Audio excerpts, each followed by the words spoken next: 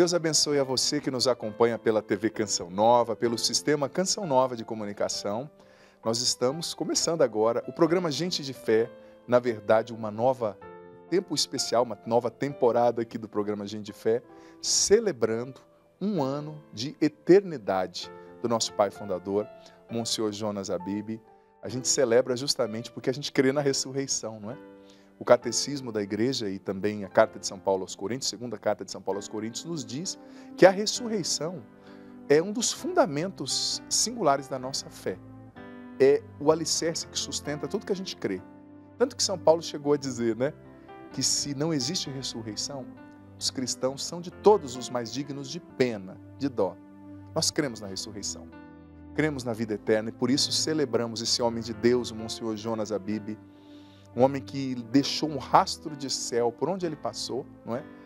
Quantos são os testemunhos, quantas são as bênçãos que Deus realizou na vida de tantas pessoas, de todos nós, muitos de nós, na verdade, né? Todos nós da Canção Nova, através do carisma, do ministério, da pregação do Monsenhor Jonas. Então, nesses dias, você vai estar acompanhando pela TV Canção Nova o programa Gente de Fé, entrevistando pessoas muito especiais que foram impactadas pela vida, pela missão do Monsenhor Jonas e que trazem também, né, uma filiação espiritual, uma história que se entrelaça com a história desse profeta.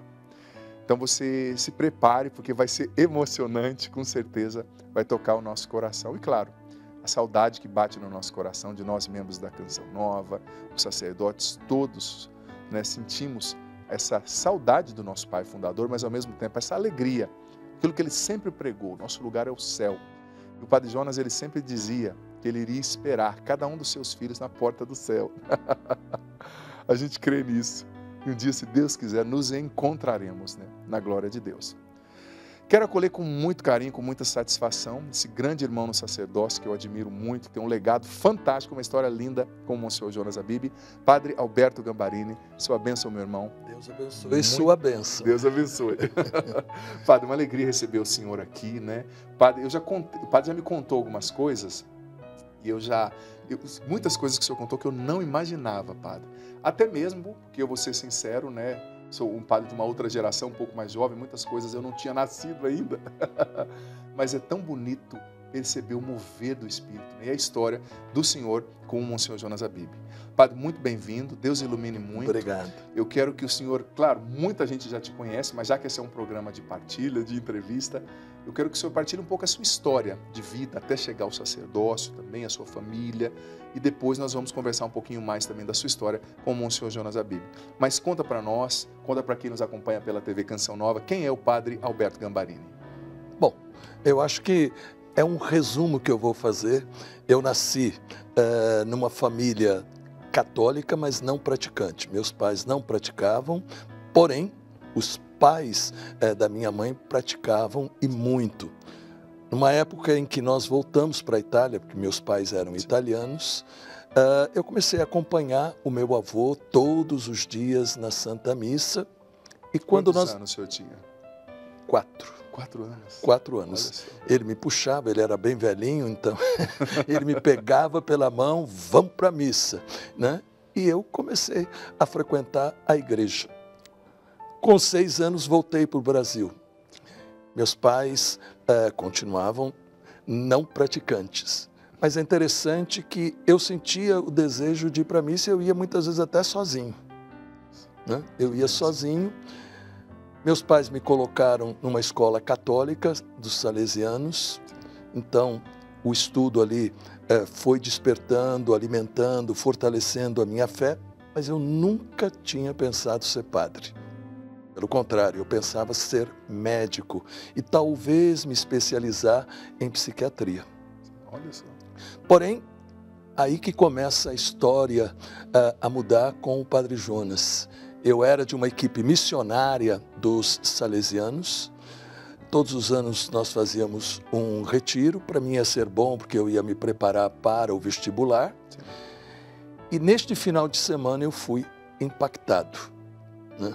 Impactado por quê? Porque eu encontrei um padre diferente dos padres que eu conhecia. Um padre jovem, né? Que ano que foi isso, padre? 50 anos atrás. 50 anos. Acho que a maioria aqui nesse estúdio não tinha nascido, né? 50 anos atrás. Padre Jonas era jovem, sempre vigoroso, né? Que ele continuou. Fervoroso. Né, e vigoroso também na palavra. E aquele padre, o jeito que ele pregava, a alegria que ele transmitia, os jovens que estavam com ele falando de Jesus como se fosse, e como tem que ser para nós, um amigo. Né? Jesus, um amigo, não aquele que está lá no céu, né? Distante de nós, quem sabe até muito ocupado para lembrar de nós, mas um amigo presente. É o que muita gente pensa, né, padre? É o que muita gente pensa. Às vezes, muitas pessoas não se direcionam a Deus, porque falam, Deus tem tanta coisa para fazer, Ele está lá no céu, né? Mas o bonito é a gente descobrir aquilo que Jesus disse no final, antes de voltar para o Pai. Sim. Estarei convosco até o final dos tempos. Se nós entendêssemos essa palavra, nós não diríamos jamais estou sozinho. Podem faltar as pessoas físicas, as pessoas que estão ali, mas Jesus está sempre conosco. E estes jovens transmitiam justamente isso, uma convicção. Né? Eu tinha na época 18 anos. Padre, uma pergunta. O Padre Jonas estava nos Salesianos nessa época ou ele já estava com os jovens da Canção Nova? O senhor se lembra? Ele estava começando. Sim. Né? Porque era o começo também da renovação. Entendi. Era o começo da renovação, seja no mundo, sim, né, como no Brasil. Era uma coisa meio estranha. Né? Não era aceita, sim. Né? Muitas pessoas falavam mal, né? Mas aquilo despertou o meu coração. Né? E aquela foi uma semana assim, que eu digo foi a semana onde eu tive um encontro pessoal com Jesus. Jesus, para mim, ele tinha sido alguém que alimentava a minha fé, mas eu não tinha tanta intimidade. A palavra de Deus, né? Era uma coisa meio distante, como infelizmente é para a maioria dos católicos. Né? Não tem a intimidade com a palavra. Eu saí dali, eu tinha só o Novo Testamento, apesar de ter estudado em escola católica. A primeira coisa que eu fiz foi comprar uma Bíblia completa. Fui comprar os únicos livros que tinha para eu tentar também entender o que era que tinha acontecido ali. Sim. Eram só 3 livros que existiam. Né? 3 livros. Um era católico, sim, publicado por um evangélico, católicos pentecostais. Depois A Cruz e o Punhal. Sim, clássico. Né? Sim. E eles falavam em outras línguas. Sim. Né? O jornalista que tinha ido para justamente mostrar que era tudo, né, uma farsa, e ele acaba se convertendo. Né? Ele acaba se convertendo. E naquela semana eu devorei, né, aqueles livros, fui riscando a minha Bíblia e fui orando e pedindo que Deus me desse uma direção. Né? Com 18 anos, então? Com 18 anos. Olha só, aqui a gente vê, né, o legado do Monsenhor Jonas em ação. O Padre Alberto com quantos anos de evangelização, trabalho lindo na comunicação, quantas pessoas ele já não alcançou. E tudo começou através de um encontro no qual o Padre Jonas Abib estava pregando. Com certeza, né, a gente vê os frutos, né? Como diz a palavra, né, Padre? A árvore se conhece pelos frutos. Com certeza são muitos os frutos do legado, do ministério do Monsenhor Jonas Abib, do carisma espalhados pelo Brasil. Mas, Padre, pelo Brasil e pelo mundo, óbvio, o senhor teve esse retiro e o senhor disse que estava pensando em fazer medicina. E o que mudou a partir disso? Como é que foi esse processo até o senhor chegar para o sacerdócio? Então, o que me chamou a atenção no Padre Jonas foi justamente algo que eu costumo repetir constantemente. Ele mostrava o efeito, né, da presença do Espírito Santo na vida dele. Geralmente nós católicos temos o costume de dizer, eu recebi, e é verdade, o Espírito Santo no batismo, verdade. Eu recebi uma confirmação no crisma. Jesus renova a presença do Espírito Santo na Eucaristia. Depois, a pessoa que se ordena, eu recebi a ação do Espírito Santo na minha ordenação. Isso me fez lembrar um exemplo que um padre uma vez deu de uma senhora, né, perguntando, o senhor foi batizado no Espírito? E o padre foi dizendo tudo isso. Aí a senhora virou para ele e disse, que tal então a gente orar para que o Senhor produza o efeito. Olha. Né? Sim. Quer dizer, não basta a gente ter a teoria, Sim, que é verdade. sim. Né? O próprio Bento XVI, ele dizia, o cristianismo, antes de ser aqui, né, intelectual, um conhecimento que é necessário, primeiro é o encontro pessoal com Jesus. Com uma pessoa, isso. Né, com uma pessoa, Sim. né, que nos enche com o Espírito Santo, porque Jesus faz isso. Sim. Né? Aquela semana, para mim, me fez mergulhar na presença de Deus, Sim. naquele final de semana. Me fez mergulhar. E eu comecei a perguntar, Senhor, o que é que realmente queres de mim? Aí eu procurei o padre da minha paróquia. No primeiro momento eu pensava em ser salesiano. Sim. Fui conversar com os salesianos, abriram uma exceção, porque eu sou filho único. Eles na época não aceitavam filho único e tal. Abriram uma exceção porque me conheciam. Mas quando eu vi a reação da minha mãe, eu fiquei muito preocupado, porque ela já não participa, sou filho único, ela é italiana, ela quer netos, né? E ela não vai entender que ela vai ter muitos netos, né? Mas netos que espirituais, mas ela não vai entender no primeiro momento. Aí decidi entrar na Arquidiocese de São Paulo.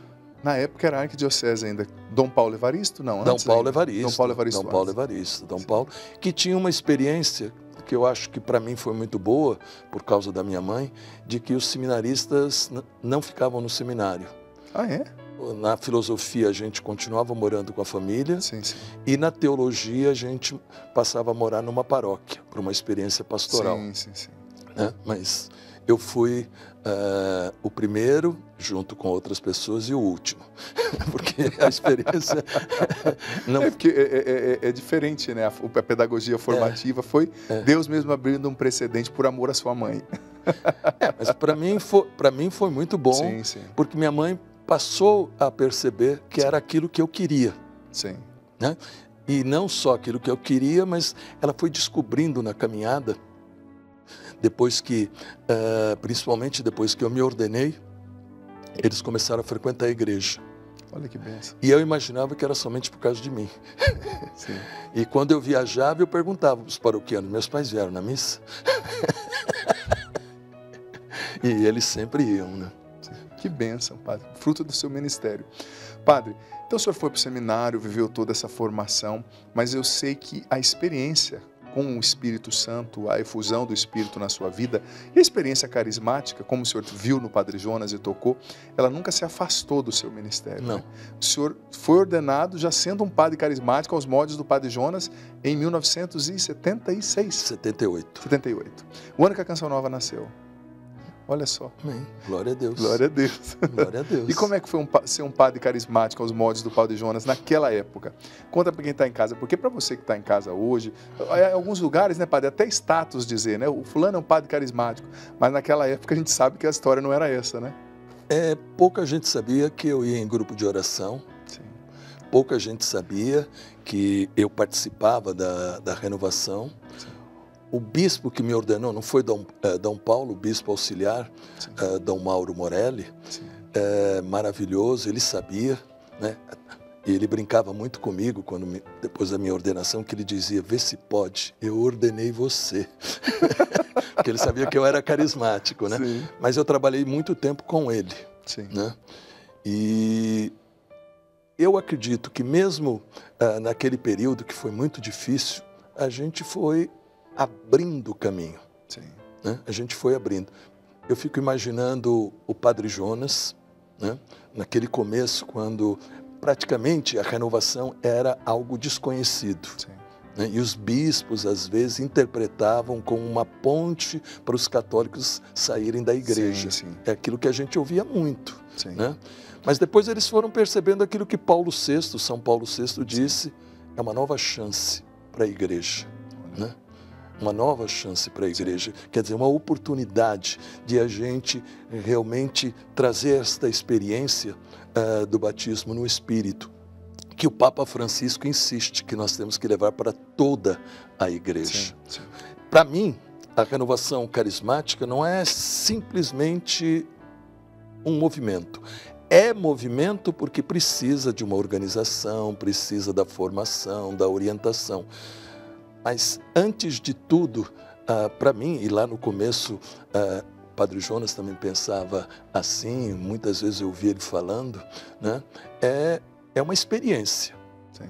Não é um simples fato de eu É participar. um curso que você faz. É um curso, agora eu sou da carismática. Não, agora eu sou de Jesus que me enche com o Espírito Santo. É uma experiência pessoal. É uma experiência pessoal e eu sempre digo para as pessoas, se você examinar a palavra, o que Jesus fala aqui sobre o Espírito Santo, como foi o livro de Atos, e depois os primeiros séculos, até mais ou menos século IV ainda, a igreja era profundamente carismática. Usava os dons, né, padre? Até o tão amado e querido Santo Agostinho.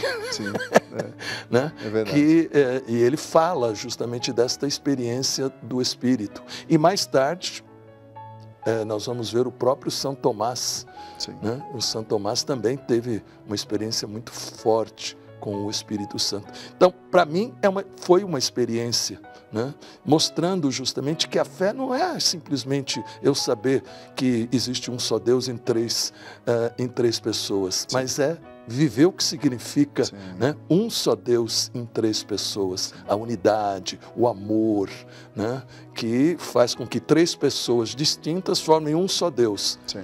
E aquilo é o que nós devemos ser, esta expressão. Né? E o Padre Jonas, para mim, foi isso. Eu via nele, né, justamente esta presença da ação do Espírito Santo, que para mim também era um pouco desconhecido, como para a maioria dos católicos. Sim, sim. Né? Tem até um livro clássico, você já deve ter lido, né? Chamado O Grande Desconhecido, que fala do Espírito Santo. E o autor até fala que do Concílio de Trento até o Vaticano II é como se o Espírito Santo ficasse um pouco desconhecido, né? Assim, no meio do culto cristão católico. Mas, padre, uma coisa muito importante que eu acho que quem está em casa vai se interessar muito de saber, que eu percebia, desde quando eu entrei na Canção Nova, isso há 20 anos atrás, quase 20 anos atrás, uma coisa sempre me chamou a atenção nas pregações do Padre Jonas. Ele sempre repetia, como um bom pedagogo salesiano, quando ele queria enfatizar uma informação, ele repetia 1, 2, 3 vezes, solidificando aquela informação. Um professor, né, salesiano, enfim. E ele sempre falava que nós não podemos ter vergonha dos dons do Espírito Santo e nem medo de usá-los. E a gente sabe que a igreja, como o senhor bem disse, nos 5 primeiros séculos, foi extremamente carismática e o uso dos dons era abundante. A gente vê na carta aos Coríntios, né? Qual é a importância dos dons do Espírito Santo para os católicos, para as paróquias, para as comunidades em geral, nos tempos de hoje? Bom, eu vou dar um exemplo do meu pai. Meu pai trabalhou durante muitos anos na Volkswagen. Ele era chefe de toda uma seção de montagem dos carros. E ele conta, ele não fez nenhum curso superior, mas ele conta que os engenheiros chegavam, quem tinha que explicar o funcionamento da máquina, né, para eles era justamente ele. Né? Os dons são o quê? Não basta eu saber quem é Deus, eu ter todo o conhecimento da doutrina. Os dons são como ferramentas, né, canais desta graça, né, que Deus oferece para nós, para que através dos dons nós possamos mostrar aquilo que a gente prega. Né? É interessante observar, Jesus pregava muitas vezes e as curas aconteciam depois da pregação. Né? Porque isso ia confirmar o quê? A pregação. Palavra. Né? A palavra. Na igreja primitiva, nesses primeiros séculos, a gente vê isso daí. A gente vê que louvor, pregação, e aí os milagres aconteciam. Né? Os milagres eram normais. Hoje nós temos medo dos milagres. Né? A gente imagina os milagres vai acontecer somente em Aparecida. Sim. Lá são milagres extraordinários, sim, maravilhosos.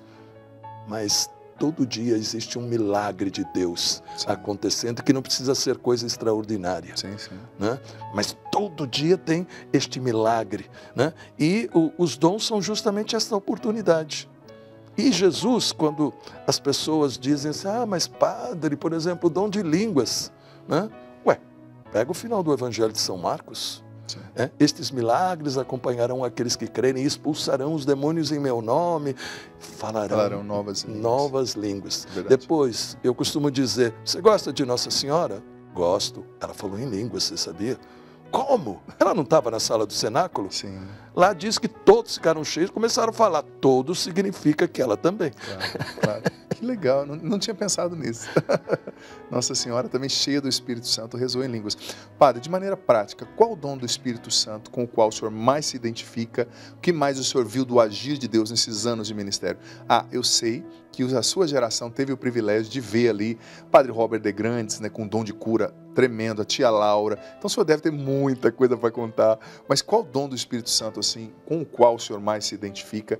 E para que pessoas que não experienciaram, não tiveram a oportunidade de ver eles acontecendo, partilhe um pouco conosco. Bom, eu costumo dizer que Deus me deu a graça de ter um amor muito grande pela palavra dele. Sim, é notório. Né? Pela palavra dele. Sim. E eu creio, né, que quando a gente está pregando a palavra, as curas já estão acontecendo. Sim. Né? E por quê? Porque a palavra é Jesus.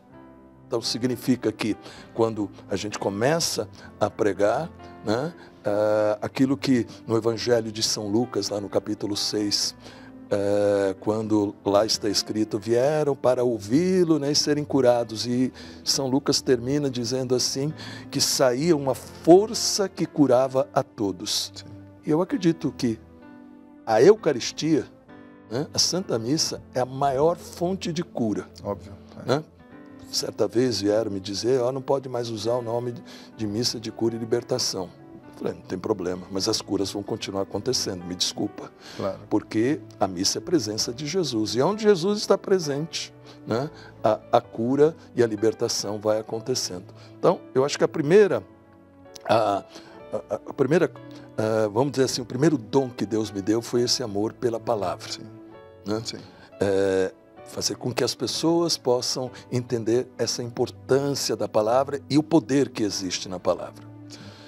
Depois, eu acho que o dom de línguas, para mim, né, é o menor de todos os dons e a gente não tem que ter medo. Sim.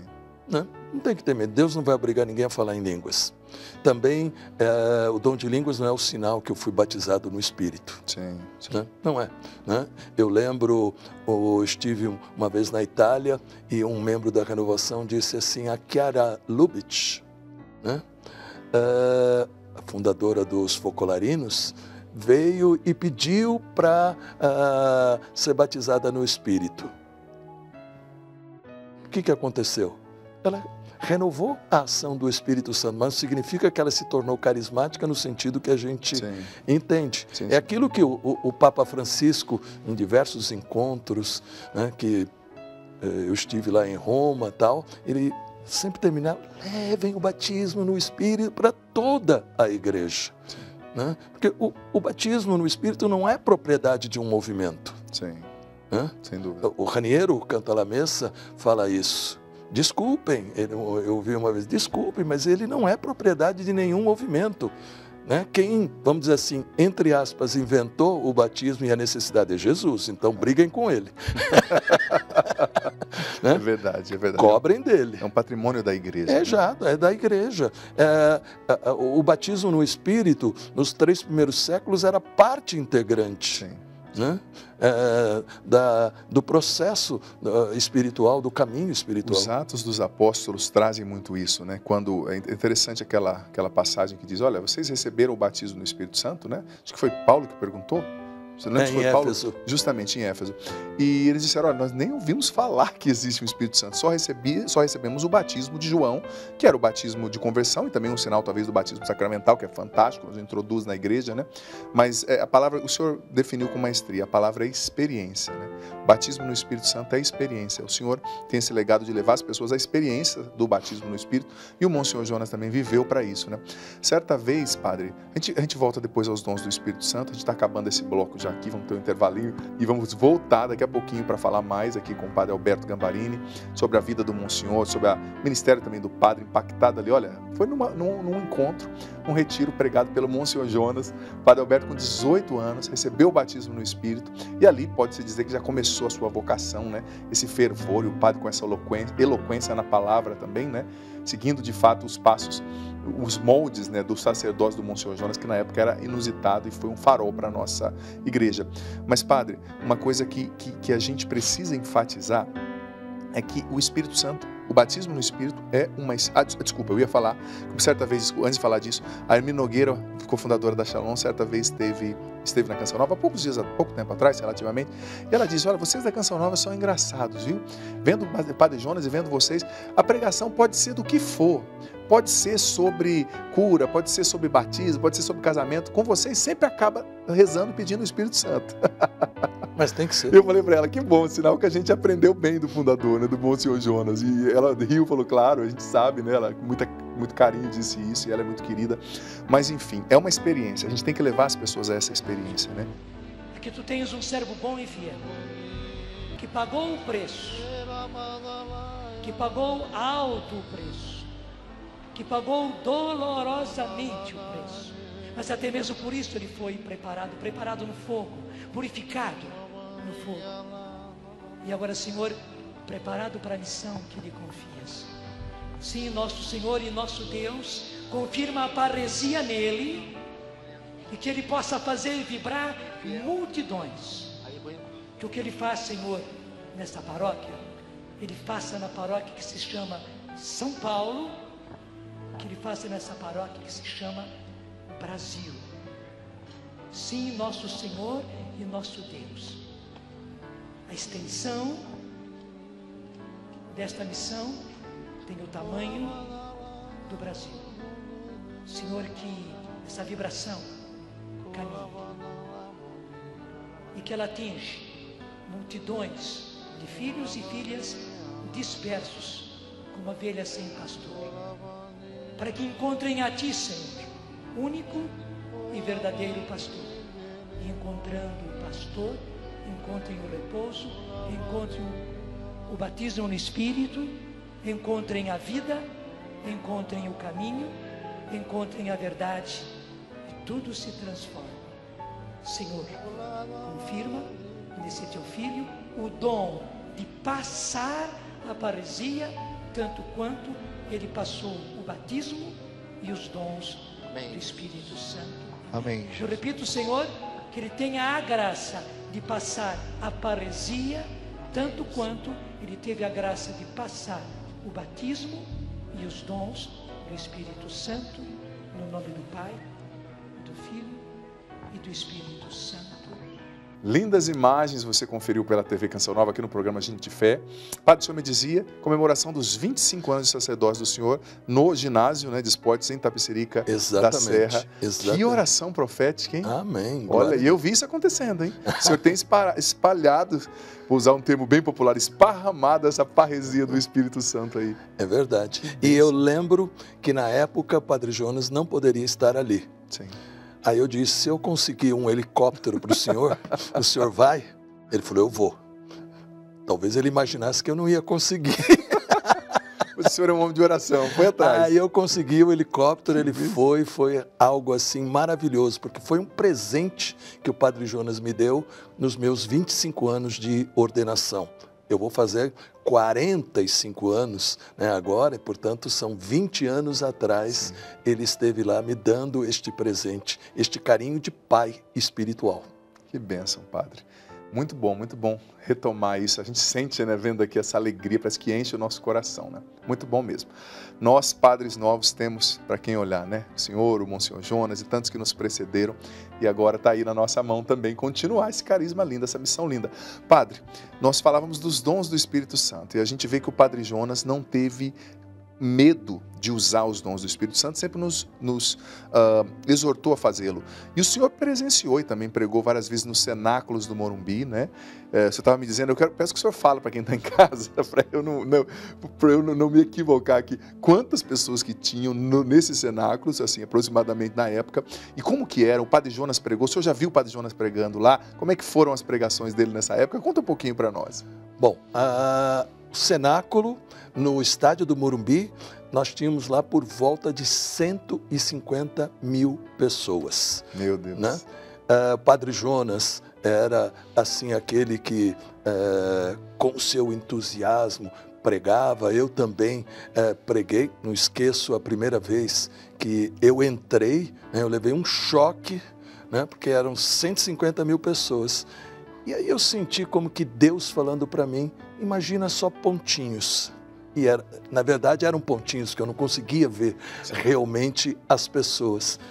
E aí começamos a cantar, a louvar, e eu dizia para mim no interior, Senhor, não vou conseguir pregar, né? Não vou conseguir, Senhor, né? Porque era muita emoção, né? Muita emoção, e ao mesmo tempo, apesar das pessoas não acreditarem, eu sou muito tímido. Difícil de acreditar, viu, gente? Né?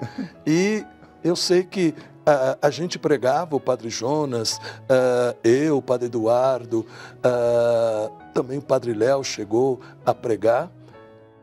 E depois, quando a gente preparava, né, o povo para receber as curas, entrava a amada, querida tia Laura. E aí, então, a gente... Que time, hein? A gente via o efeito da palavra. Né? Os aleijados, as cadeiras de rodas sendo levantadas, né? As pessoas sendo curadas no Espírito. Quanta gente se converteu, né?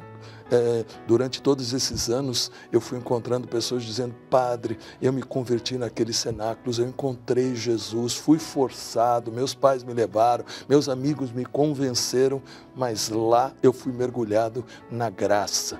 Outros foram curados emocionalmente. Sim, sim. E quantos que foram curados fisicamente? Então, eu acredito justamente que esta experiência da renovação é esta experiência que Deus está dando para a igreja para reavivar esta chama, né? Esta chama.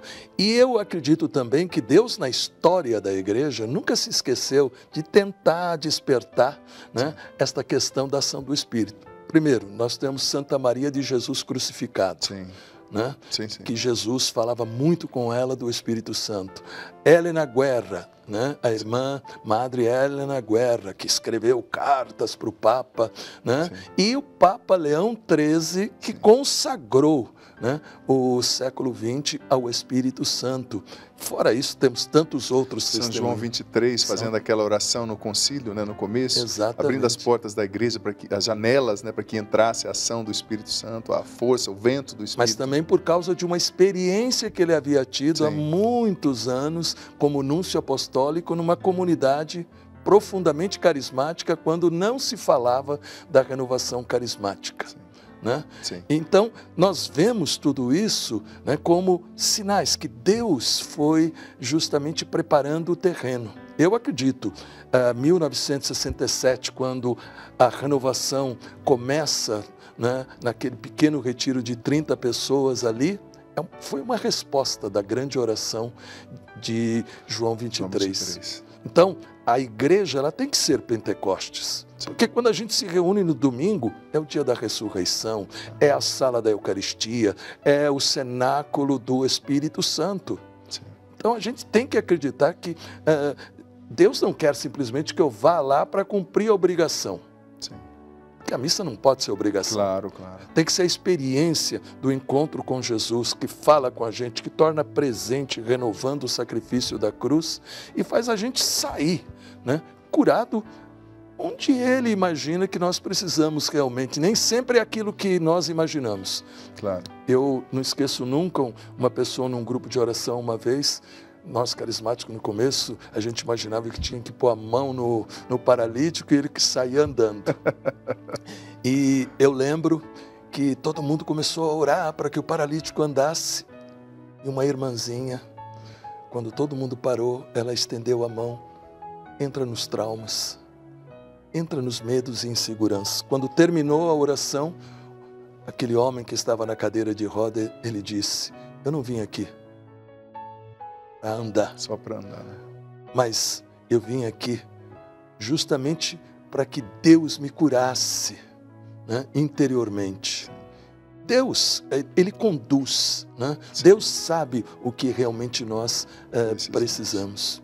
Sem né? dúvida, Pai. Então, eu acredito que esta experiência da renovação, ela faz com que as pessoas sintam que Deus é real, que Deus está vivo, né? E é por isso que, se nós quisermos alimentar o Espírito Santo, desculpe, De Deus. você católico, abra a palavra todos os dias. Mastigue a palavra, né? No bom sentido Sim. da palavra. Mastigue esta palavra e você verá que a sua fé começará a pegar fogo. Boa expressão, boa expressão. O senhor é um homem da palavra, o Padre Jonas também, um homem extremamente da palavra, que o Padre Jonas ensinou gerações a fazer um estudo bíblico, né? O método da Bíblia no meu dia a dia. Padre, eu comecei a fazer o estudo bíblico em 2000. E até hoje, nunca parei. O estudo bíblico nos moldes do Monsenhor Jonas Abib, que é a Bíblia no meu dia a dia. E quantos frutos que eu posso colher na minha vida. Meu Deus, o contato com a palavra é transformador, né? É transformador. Nós falávamos dos dons do Espírito Santo e a gente, às vezes, quando está compreendendo os dons do Espírito Santo, a gente corre o risco de segmentar demais. É a cura, é a profecia, é o dom de línguas.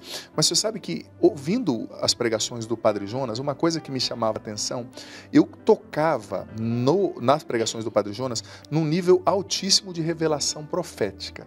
Ele tinha uma pregação, a minha experiência, né, que ele era uma revelação profética. Por exemplo, quando eu tinha 5 meses de Canção Nova, eu decidi ir embora. Falei, eu vou embora, estou cansado, não é isso, tal. E eu fui numa missa de quinta-feira de lava-pés com o Padre Jonas. O Padre Jonas falou o que eu estava sentindo, se na pregação, sem falar, Deus está tocando uma pessoa assim. Falou o que eu estava sentindo, o que eu estava pensando, quais experiências eu tinha vivido naquela semana, e aquilo lá me fez decidir ficar na Canção Nova. E hoje estou há quase 20 anos, sou sacerdote, mas eu tocava num dom de revelação profética na pregação do Padre Jonas. O senhor percebia isso? Evidentemente, eu acho que o Padre Jonas, ele recebeu de Deus esta graça, né? Como que até lê o coração das pessoas naquilo que elas estão realmente necessitando. Sim. Né? E se nós entramos na missa com o desejo de encontrar Jesus, eu lembro de um fato de uma senhora que dizia que ela entrava na igreja, a primeira coisa que ela fazia é pedir que o Espírito Santo viesse sobre todo mundo. Fazia silenciosamente. Sim. Depois ela dizia assim, unge o sacerdote, né? Para que as palavras dele toquem, né, no coração das pessoas. E ela dizia assim, não importa quem vai estar ali pregando, mas que aquela palavra entre como a semente. E o Padre Jonas, ele tinha justamente este dom, né? E acredito que ele despertou o amor à palavra também, porque nas pregações dele, ele tinha sempre a Bíblia na mão, ele pegava, né? Foi aquilo que me chamou a atenção. Né? E eu dizia assim, eu quero ser padre como ele. Né? E eu lembro que eu conversei numa das últimas vezes com ele, que eu dizia assim, o senhor é o, né, Mr. Pentecostes. Né? É mesmo. Ele amava esse termo. Aí eu falei assim, eu sou o 2. Eu lembro que a Luzia estava perto, eu falei, então eu sou o 3. Então eu sou o 3, né? Porque é verdade, quando foi falado aí que vocês na Canção Nova falam do Espírito Santo, né? Eu já ouvi gente falando, mas padre, né, o senhor tem uma mania de ficar falando do Espírito Santo. E eu costumo devolver e falar assim, olha, eu tenho a mania de falar aquilo que Jesus pediu para eu falar. Sim. E a mania vem de Jesus, porque ele falou, e antes de se despedir, ele disse, João batizou com água, né? Mas vocês não se aventurem a fazer nada sem antes estarem, né, batizados no Espírito. Sem dúvida, né? sem dúvida. Padre, outro aspecto lindo da sua vida, que se confunde também com o ministério do Monsenhor, e com certeza foi um referencial para o senhor, é que tanto o Monsenhor, um pouco antes, óbvio, porque tinha mais tempo de ministério, mas tanto o senhor quanto ele se enveredaram pela comunicação, concretamente falando, né, num tempo no qual não era comum, né, sacerdotes estarem na comunicação. Fala para mim, para nós, para quem está em casa, como o senhor viu o Monsenhor Jonas Abib, comunicador naquela época, abrindo caminhos como bandeirante, e como isso te inspirou? Bom, eu acredito que foi ele que me inspirou para que eu entendesse, né, a importância dos meios de comunicação. Ele começa lá em Cachoeiro, né, eu, algum tempo depois, começo aqui em São Paulo, quando nenhuma emissora tinha uma programação religiosa. Né? O Padre Jonas, eu acho que ele entendeu que se Jesus estivesse aqui no nosso tempo, ele usaria os meios de comunicação. Ele estaria fazendo uma live hoje. Não, porque ele estaria usando, com certeza. Não, porque os santos, né? Ele sai de Nazaré, que ele sabia que não adianta eu ficar aqui. Sim. Ele vai para Cafarnaum. No bom sentido, isso foi um marketing bom, porque todas as caravanas passavam por ali. Então a mensagem ia ser espalhada. Era o único meio de comunicação que ele tinha. Sim. Né? Ele usou bem, né? E usou bem. E por quê? Porque lá na sinagoga de Nazaré, quando ele abriu o livro do profeta Isaías, ele disse o quê? Né? O Senhor me enviou para anunciar a boa notícia. Então ele veio para dar a boa notícia, mas a notícia tem que ser espalhada. Sim. Né? Pode ver na ressurreição. As mulheres, né, vão ficar contentes. Jesus não aparece para os homens, porque né, não que tenha acontecido por causa disso. Sim. Mas eu sempre digo assim, se tivesse aparecido para os homens, eles teriam questionado, teriam colocado dificuldade, não teriam falado. A mulher tem um coração mais dócil. Né? A mulher, ela tem um coração assim que ela mergulha, ela acredita. É verdade. Né? Ele aparece para as mulheres e elas se tornam, né, as primeiras a testemunhar esta beleza. Né? Esta beleza. Então, o Padre Jonas, eu acho que ele teve justamente esta inspiração de Deus, né, dizendo para ele, entra com toda a dificuldade que foi o começo. Sem dinheiro, né? Sem dinheiro. Né? Eu, por exemplo, entrei numa rádio que na época tinha muita audiência e o diretor era evangélico. Nossa. Eu entrei, ele falou, pode começar. Né? Quando cheguei no final do mês para pagar, né, ele falou, o senhor está pagando o segundo mês? Eu falei, não. Pagando um mês agora, que é o primeiro mês. Mas como? Eu deixei o senhor entrar? Falei, tá vendo? É Deus. Porque se ele tivesse falado, você precisa pagar, eu não tinha dinheiro. O senhor começou o programa sem dinheiro? Sem dinheiro. Escola do Monsenhor Jonas. O Monsenhor sempre falou, nós não tínhamos dinheiro. Claro, não era uma irresponsabilidade, era fruto de oração, de escuta de Deus, né? Mas essa ousadia da fé, né, padre? Exato. Exato. Eu acho que durante todo aquele mês, né, eu rezava e falava, olha, Senhor, né, a obra é tua, hein? Eu vou pro Serasa. Meu nome vai ficar sujo. A obra é tua, né? Aí, eu acho que o trabalho do Padre Jonas, e depois aquilo que eu comecei numa dimensão, não naquela dimensão do Padre Jonas, mas eu acho que é ação de Deus. Quando a gente confia na providência, Deus vai abrir as portas, Deus vai dar a resposta que a gente necessita. Se a gente acredita, se a gente confia realmente em Jesus. Padre, eu acho que penso que um dos grandes patrimônios que o Monsenhor Jonas deixa para a igreja no Brasil também é esse redespertar, né, os corações sobre a necessidade de confiar na providência, né? O andar na fé, né? O Padre Jonas tem uma expressão muito linda que ele dizia que ele sentia que Deus era como um pai com as pernas bem maiores que o do filho, criança, que vai andando à frente, andando a passos largos, e ele como uma criança correndo atrás, né, para tentar acompanhar, né? Na fé, né? Não tinha certeza, tinha fé. Padre, está maravilhosa a nossa partilha, mas a gente está quase caminhando aí para o final desse programa. Eu queria que o senhor definisse para mim, para quem está em casa, em 3 palavras ou 3 ideias, quem é o Padre Jonas para o senhor? Bom, primeiro, para mim, o Padre Jonas foi o homem da palavra. O modo dele pregar despertou no meu coração aquilo que todos os católicos deveriam realmente ter também no coração. o amor pela palavra. Ele foi o homem da palavra. O segundo ponto muito importante é que, tendo encontrado a Jesus, ele entendeu, né, justamente esta necessidade de a gente deixar Jesus renovar em nós a graça do Espírito Santo. Portanto, o batismo no Espírito Santo não é alguma coisa que a gente não tem.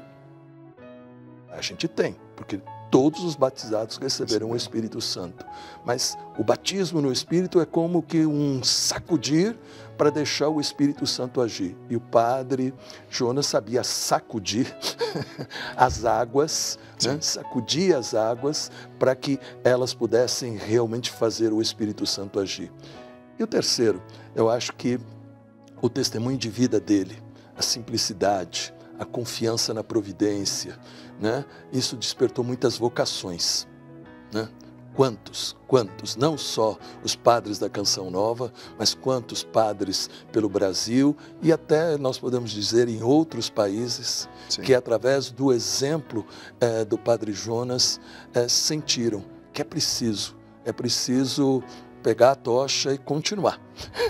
Pegar a tocha e continuar, não entregar. Boa expressão. Né? Então, eu digo sempre, assim, padre Jonas intercede pela obra, claro, Canção Nova, né? Mas eu peço sempre, eu quero ser Mr. Pentecostes até o final também.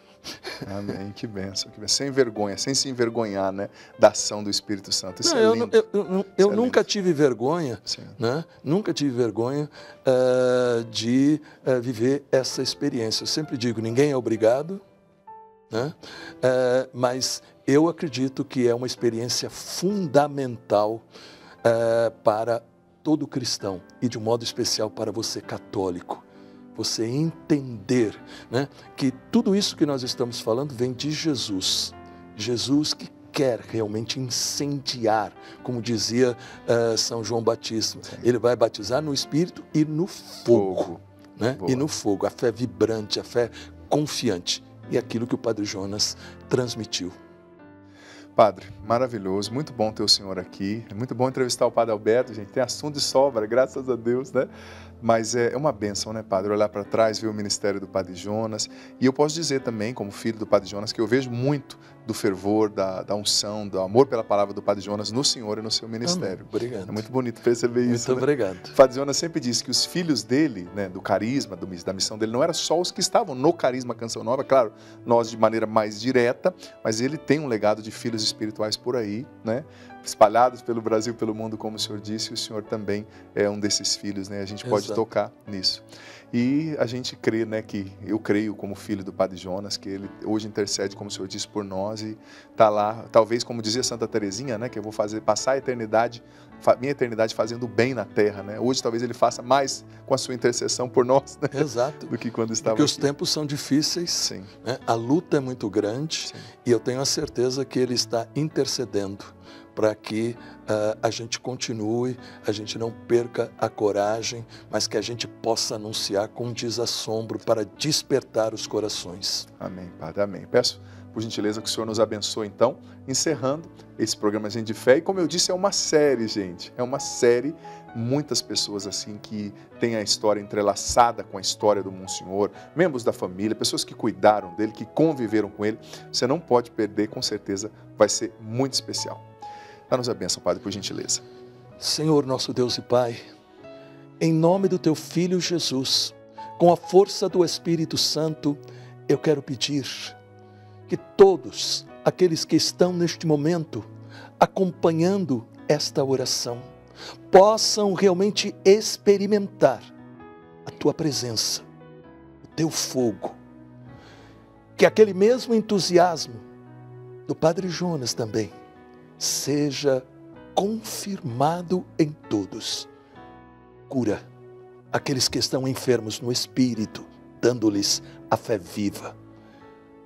Devolve a paz interior. E aqueles que estão enfermos, cura-os. Pai, Filho e Espírito Santo. Amém? E eu gostaria de terminar, desculpa, fique à vontade, agradecendo esse convite que me foi feito, porque falar do Padre Jonas me emociona e eu acho que neste momento nós estamos unidos a Ele, né?